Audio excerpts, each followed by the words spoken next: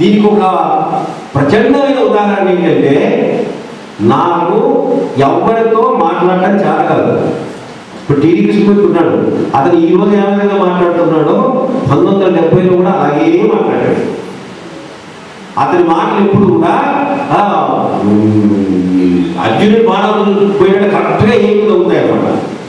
నాకు అది చేత కాదు, ఏ మాట చేత కాదు. లౌకిక జ్ఞానం లేదు, 10 మందిని కన్విన్స్ చేయలేదు.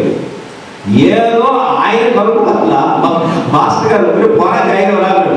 అదేదో షార్ట్ క్లబ్గా వచ్చింది ముందు, రోజుకు ₹2.15. ఎవరన్నా ₹2.10 పోయి చేస్తాడండి? ₹2.10 ఏమొస్తుంది? పోయి చేయగలరాడు. ఆ గురి చరిత్ర తెలుసు, గురి చరిత్ర అధ్యాయం 16 పారాయణ చేయి. ఇది నేను చాలాసార్లు అన్ని మీటింగ్లో చెప్పాను కాబట్టి మీకు అందరికీ తెలిసే ఉంటుంది. అది పారాయణ చేస్తే నాకు ఏవో ప్రమోషన్ వచ్చింది. మళ్ళీ ఏవో ప్రమోషన్ అయిపోతే అదే పారాయణ చెప్తున్నాను. నేనేమో సాయిబాబా ఫోటో పెట్టుకున్నా, దీపం వెలిగించా, మాస్టర్ గారికి దండం పెట్టా, గురి చరిత్ర 16వ అధ్యాయం సాయిగాలు చేస్తూ కూర్చున్నా. నాకు ఏవో ప్రమోషన్ ఢిల్లీ నుంచి అప్రూవ్ అయి వచ్చింది, ఆర్డర్ చేతికి వచ్చింది, రిలీజ్ చేయకుండా అక్కడ టెలికాం ఫ్యాక్టరీలో. అప్పుడు మన వాళ్ళు చాలా మంది ప్రశ్న వేస్తారు, దత్తాత్రేయుడు ఎక్కడ హింస చేయడు కదండి. ఇది ఆయన ఒక ఆయన అన్నదానానికి పోతూ ఉంటే దొంగలు చేసి చంపేశాడు. చంపేసినప్పుడు దత్తాత్రేయుడే వచ్చి సూరంతో పొడిచాడు కదండి, మీ దత్తాత్రేయుడు ఏం దత్తాత్రేయుడు అన్నారు. అది నా వదిలేదు, అది నేను మాట్లాడలేదు. నా ప్రమోషన్ అన్నాడు. టెలికాం ఫ్యాక్టరీలో 10 మంది న్యాయం చేస్తారు. నేను బెంగాలీ వాడి కాదు, అక్కడ ఉండే వాళ్ళతో ఒక చోట పోయి రామచంద్రరావు బయట నుంచి వచ్చాడు, బయట నుంచి వచ్చామని వీళ్ళందరూ కలిసి ఏడిపిస్తున్నారు అని ఒక 50 మంది 100 మంది 200 మంది పోయి ఆ టెలికాం ఫ్యాక్టరీలో మేనేజర్ చుట్టుముట్టి ఘెరావ్ చేసి ఎవరున్నావు బాగా ఆస్తే వేసేస్తే ఆస్తే చేతూ బాబే రామచంద్రరావు ఆంధ్రప్రదేశ్ నుంచి నవ్వుతూ లోపలికి వచ్చాడు, నవ్వుతూ పోవాలి అని చెప్పి హింస చేశారు. హింస చేసి నాకు వీడికి ఇచ్చారు, నాకు ఏమో ప్రమోషన్ వచ్చింది. ఇది ఎవరు చేశారు? ఆయన చేశాడు అనమాట. దత్తాత్రేయుడు హింస చేయడం అంటే మరి ఆయన ఇప్పుడు సిరిగించప్పుడు శంఖచక్ర యోగం చేదో తెచ్చుకుంటే ఏ పరివారం చేయడు. మరి అక్కడ మొసలిని ఖండించాడు కదా, ఆ టైంలో ఒళ్ళు మరిచిపోయి దత్తాత్రేయుడు అతన్ని కాపాడటం కోసం దొంగని చెప్పాడు. అది విద్యార్థుల ధర్మ సందేహాలు అడిగితే మన వాళ్ళు క్లియర్గా చెప్పలేదు. అదే మాట ఆ టైంలో ఆయన ధర్మం కూడా మర్చిపోయాడు, ఆయన తత్వం కూడా మర్చిపోయాడు. మర్చిపోయి ఆ భక్తుడిని రక్షించడంలో ఒక దొంగలు చెప్పాడు అనమాట.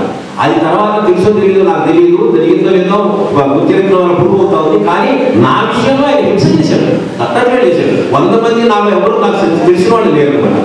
ఆ విధంగా మాస్టర్ గారు నాకు ఏవో ప్రమోషన్ ఇప్పించారు, సీనియర్ ఏవో ప్రమోషన్ ఇప్పించారు, సీఓ వచ్చేసింది. మన రిటైర్మెంట్ అప్పుడు ఆపితే రిటైర్మెంట్ అప్పుడు కూడా ఆయన నాకు కావాల్సినటువంటి రిటైర్మెంట్ బెనిఫిట్స్ ఇచ్చారు. ఏ కొద్దిగా రావాలా, ₹30, ₹10, ₹1,00,000 రావాల్సిన లెక్కలు కాదు, మొత్తం అన్నీ ఇచ్చాడు.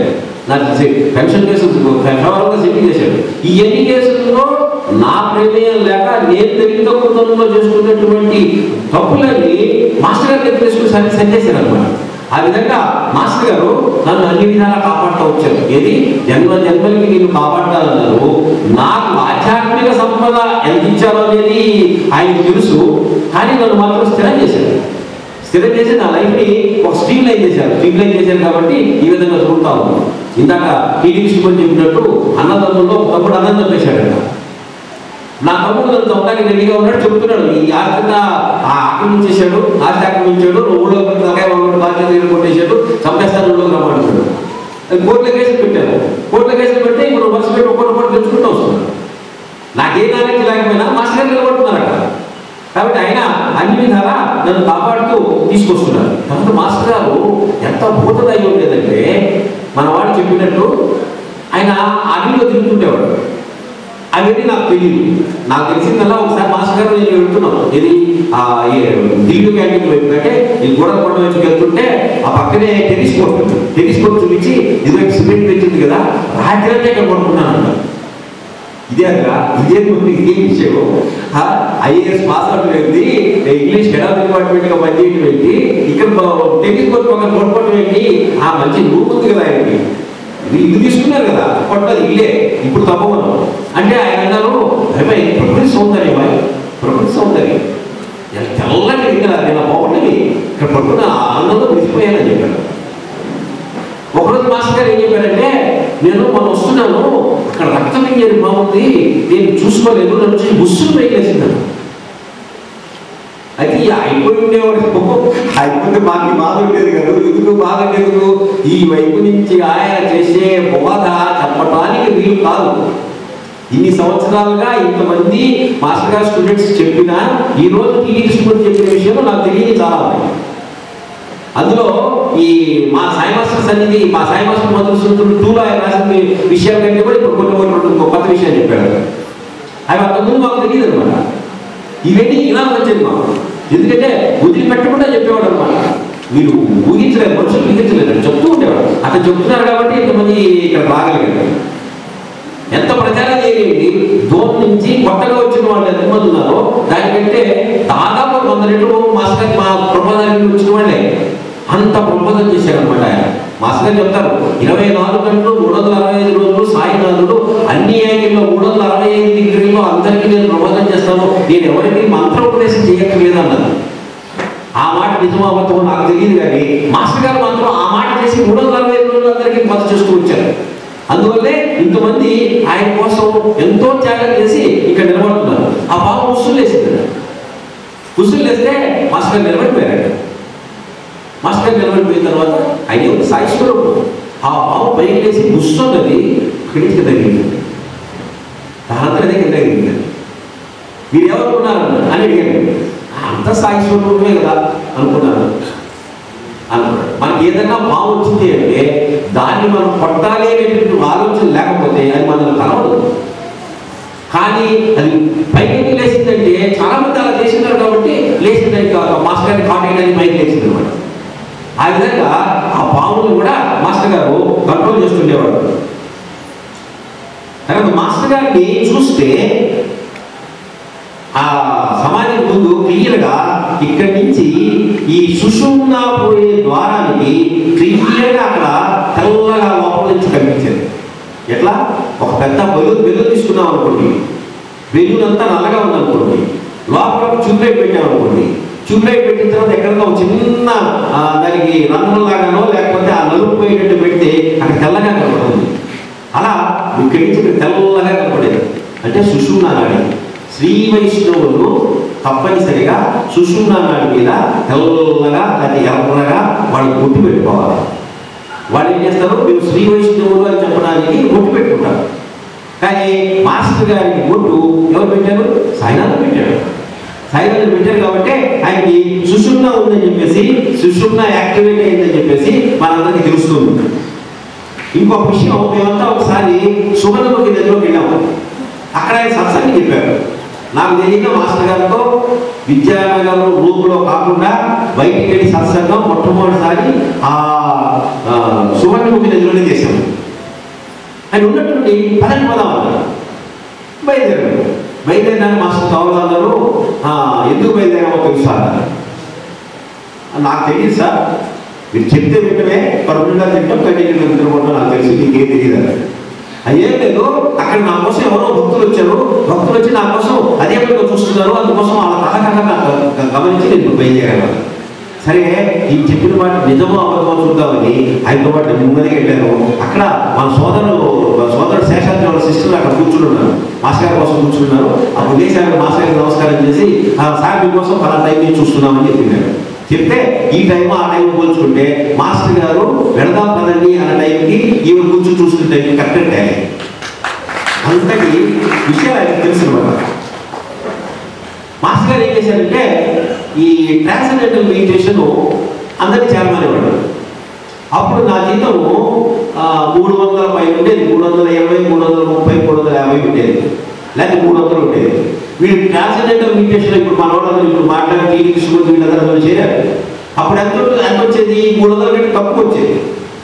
తక్కువ వస్తే ఆయన ఏమన్నా మాస్టర్ గారు, రే నువ్వు రాజీనామా చేసి అక్కడ పోయి చేరాలని అనుకున్నాను. ఓహో, ఇది ఎప్పుడు ఇంతే, వెంకటేశ్వర స్వామి అయినా ఒకటే డిపార్ట్మెంట్. నాకు ఇక్కడేమో 350 జీతం, 300 వస్తుంటే ఆయన పోయి 250 రూపాయలు జీతం చేరమంటాడా? అయ్యే చదువుకున్నాడు, అవి వివేకవర్ధన్ కాలేజీలో వదులుకున్నాడు, ఒంగోలు కాలేజీ వదులుకున్నాడు, శ్రీరామ్ కాలేజీ, బాపట్ల కాలేజీ వదులుకున్నాడు, విజయనగర్ కాలేజీ వచ్చాడు. ఈయన ఎప్పుడు నా చెప్తారో నాకు నామం పెడుతున్నాడు అనుకున్నా. అనుకోగానే కోపం వచ్చేసింది. కోపం వచ్చి ఏమనుకున్నావు, బుద్ధుడు వర్ధమాన మహావీరుడు రాజ్యాలు వదులుకుని బజార్లో పడ్డారు, భిక్ష చేశారు, వాళ్ళకంటే ఎక్కువ ఒక్కొక్కడు 20 రూపాయలు 30 రూపాయలు 50 రూపాయలు జీతం కోసం వదులుకోనంటారు వీళ్ళు అని చెప్పన్నారు అనమాట. అంటే నా మనసులో ఎప్పుడు 50 రూపాయలు తగ్గుతుందని బాధపడ్డాను. అది ఆయన తెలిసిపోయింది. అంటే మనం ఏది కూడా ఆయన గురించి దాచలేము అని చెప్పేసి తెలుసుకోవాలి. మాస్టర్ గారు పెళ్లికి ముందు ఇంకా ఫ్యూ డేస్లో పెళ్లి అవుతుంది. మాస్టర్ గారు మా సొంతం అనుకున్నాం, ఇంకెవరు సొంతం కాదు, మా సొంతమే, మా జేబులో ఉన్నారు మాస్టర్ గారు అది మా అభిప్రాయం. ఎవరో అన్నారు మీ పెళ్లి మాస్టర్ గారు పెళ్లి చేసుకుంటారా అని. వాళ్ళని కొట్టాలని ఎవరికి వచ్చానో నేను నమ్మలేదు. నేను కాలేజీ నుంచి ఎవరో ఒక ప్రైమరీ స్కూల్ ఉంది, అప్పుడు ప్రైమరీ స్కూల్ ఉంది. ఆ స్కూల్కి వచ్చేటప్పుడు అక్కడ రౌండ్గా తిరిగేటటువంటి ఇనప కట్టడం ఉంది. ఆ ఇనప కట్టడం కూడా నేను బయటకు వస్తున్నా, మాస్టర్ గారు ఎదురు వచ్చాను. మాస్టర్ గారు ఎదురు వచ్చాను, ఎందుకో వినపడంగా మాస్టర్ గారికి బాగా ఇచ్చాడు. కాబట్టి గోల్డ్ ఇవ్వండి సార్ అన్న. మాస్టర్ గారు ఏం చెప్పారు తెలుసా, ఇప్పుడు అక్కర్లేదు ఏమన్నా, నేను గృహస్థం కదా, గృహస్థకి అక్కర్లేదు వాళ్ళు అంటే. మాస్టర్ గారు మొట్టమొదటి చెప్పిన మాట డాడీ అవుతుంది అనుకున్నా. ఇప్పుడు చాలా మంది చెప్తారు మాస్టర్ గారి దగ్గర జరిగినటువంటివి మిరకిల్స్ అమ్మగారి దగ్గర కూడా జరుగుతున్నాయి అని చెప్తారు. మీకు మాస్టర్ గారిని అమ్మగారు లేకుండా మన వాళ్ళు ఎవరు కూడా చేయాలి.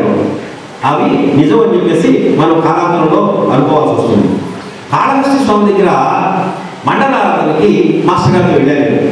ఆ రోజు రాత్రి అక్కడ నిద్ర చేసాము, కాళహస్తిలో నిద్ర చేసాము. నాతో పాటు హరిబాబు కూడా ఉన్నాడు. ఈ హరిబాబు సోది వదిలిపెట్టాడు.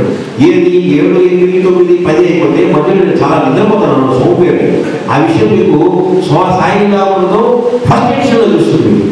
ఫస్ట్ ఎడిషన్లో మాస్టర్ గారు రాశారు, ఒరే నువ్వు లేవరా, నీకు అలారం పెడుతున్నాను, నువ్వు ఇంటర్వ్యూకి పోవాలని అలారం పెట్టారు. అలారం పెడితే నిద్రపోవడం నా డ్యూటీ, నిద్ర లేవడం నీ డ్యూటీ.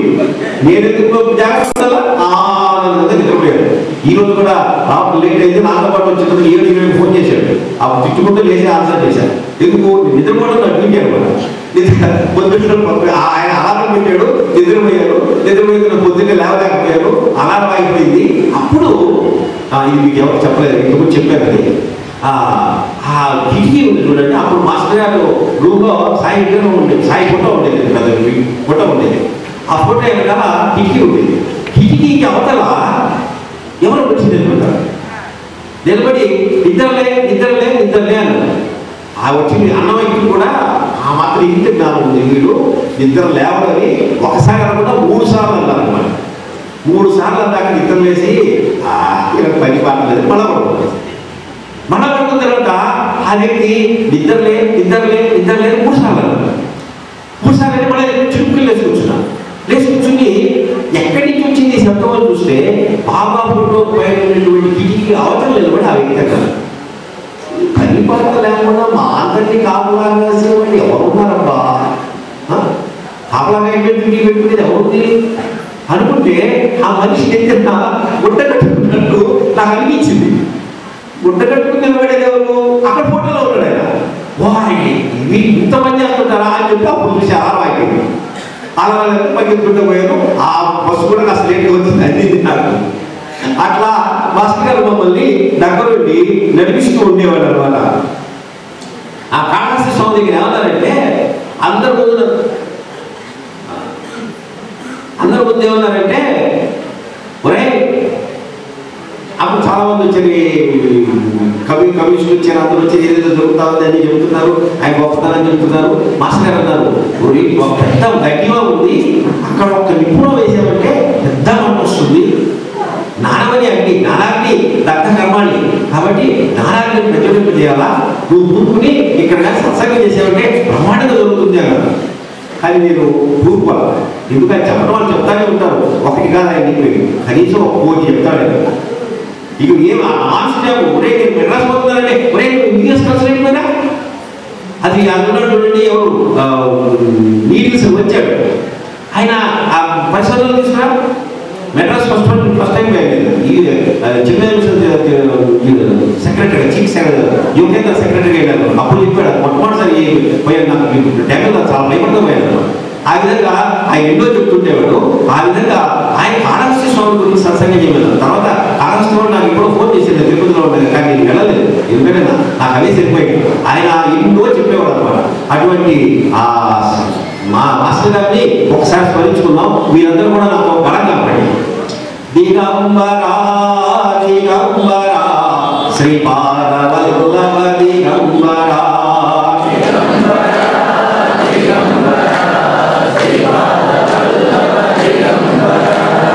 దిగంబరా దిగంబరా నృసింహ సరస్వతి దిగంబరా దిగంబరా దిగంబరా దిగంబరా మాణిక్య ప్రభుదేవ దిగంబరా దిగంబరా దిగంబరా మాణిక్య ప్రభుదేవ దిగంబరా దిగంబరా దిగంబరా అక్కలకోట మహారాజ్ దిగంబరా దిగంబరా దిగంబరా అక్కలకోట మహారాజ దిగంబరా దిగంబరా దిగంబరా భరద్వాజ గురుదేవ దిగంబరా దిగంబరా దిగంబరా భరద్వాజ గురుదేవ దిగంబరా దిగంబరా దిగంబరా తునివలలా దిగంబరా దిగంబరా దిగంబరా తునివలలా దిగంబరా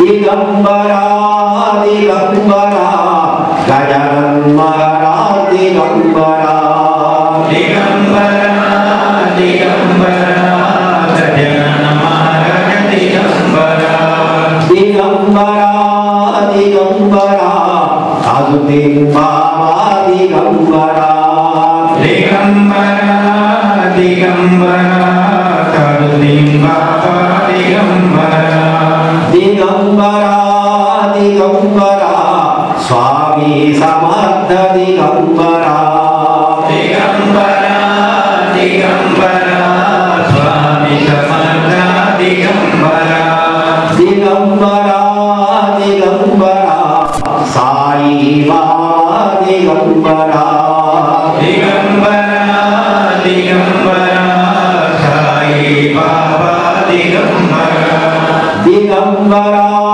దిగంబరా ఎకిరాల భరద్వాజ దిగంబరా దిగంబరా దిగంబరా ఎకిరాల భరద్వాజ దిగంబరా దిగంబరా దిగంబరా భరద్వాజ గురుదేవ దిగంబరా దిగంబరా దిగంబరా భరద్వాజ గురువర దిగంబరా దిగంబరా దిగంబరా మాస్టర్ ఈవి దిగంబరా దిగంబరా దిగంబరా మాస్టర్ ఈవి దిగంబరా జై బోలో సమర్థ సద్గురు శ్రీ సాయినాథ్ మహారాజ్ की जय आचार्य हीरा भगवान महाराज की जय रामचंद्र मालिक महाराज की जय श्री राम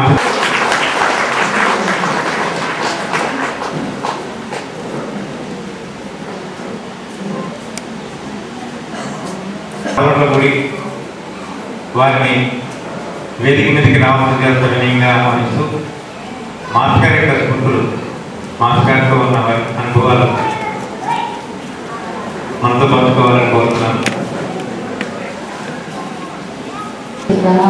सद्गुरु साईनाथ महाराज की जय सद्गुरु भगवान महाराज की जय మాస్టర్ లేని చూడండి మేము మా వటవృక్షానికి వచ్చిన పోతలాంటి వాళ్ళని తీసుకొచ్చి మమ్మల్ని ఇప్పుడు కూర్చోబెట్టారు.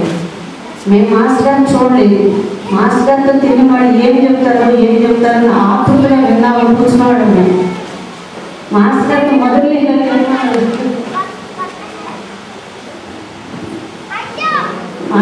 మాస్టర్ మేము భౌతికంగా అంటే మొదలు మాస్టర్ ప్రజెన్స్ మేము చూడలేదు కాబట్టి మాస్టర్ విశ్వతత్వం ఏదైతే ఉందో అది మాకు తెలుసు.